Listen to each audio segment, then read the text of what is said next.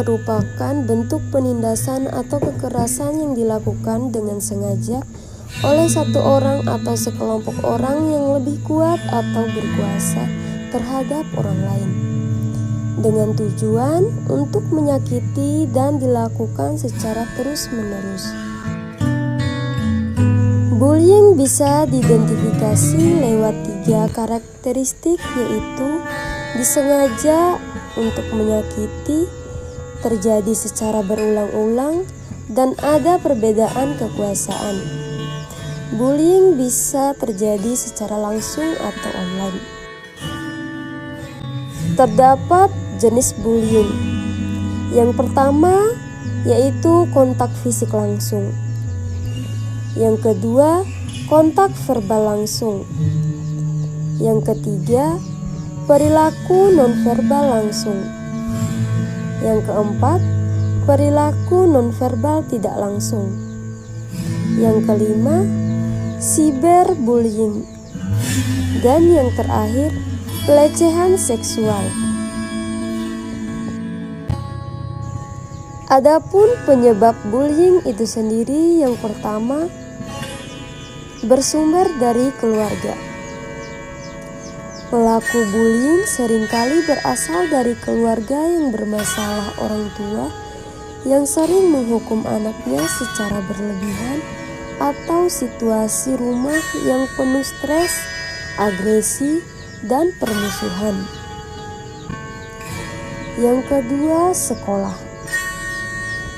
Pihak sekolah sering mengabaikan keberadaan bullying ini.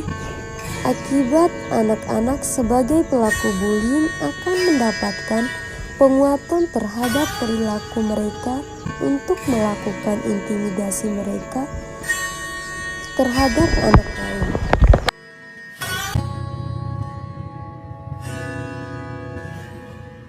Faktor yang ketiga yaitu faktor kelompok sebaya.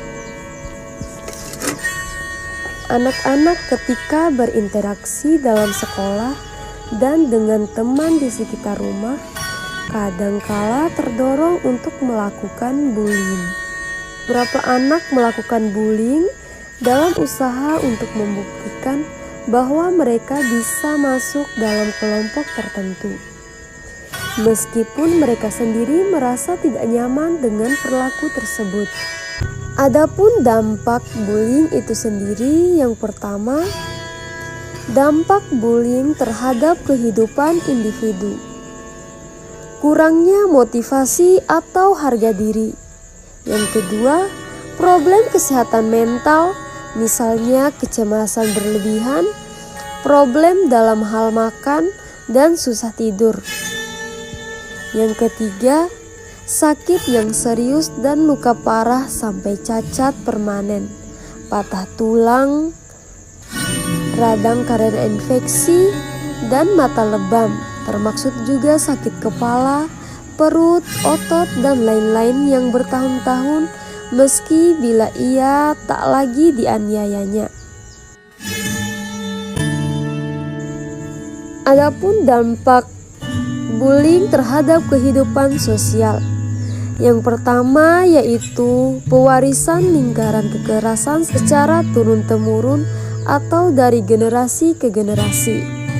Yang kedua, tetap bertahan kepercayaan yang keliru bahwa orang tua mempunyai hak untuk melakukan apa saja terhadap anaknya, termaksud hak melakukan kekerasan. Yang terakhir, kualitas hidup semua anggota masyarakat merosot sebab anak yang dianiaya tak mengambil peran yang selayaknya dalam kehidupan kemasyarakatan.